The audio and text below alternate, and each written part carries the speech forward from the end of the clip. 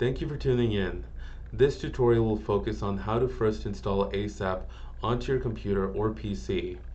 If you would like to try the ASAP system, please submit a query at the link in the description and we will have someone get back to you with a trial license so that you yourself will be able to try out the ASAP system. When you first submit a query and are provided with a trial license, you will receive an email somewhat similar to what you see on the screen here. From this, you will follow the link to the new software portal, and that will take you to an account with the files.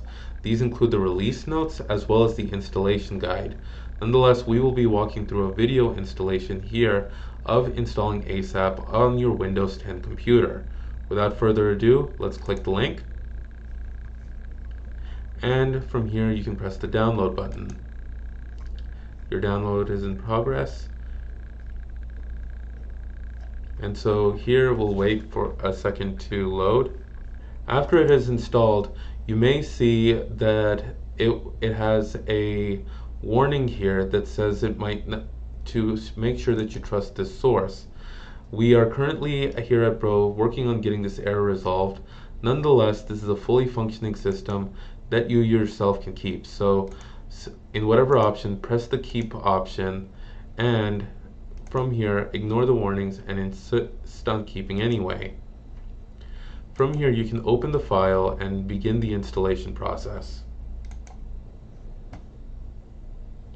Once again, you will receive another protection. Simply press more info and it will permit you to run the system anyway.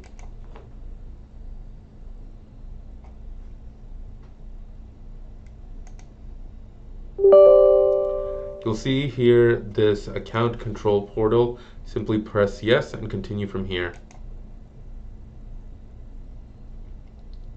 From here, you should have received a code that said, you should have received a code with the password. So we will copy it here and we will put it into this here and press OK. From here, we install the necessary systems.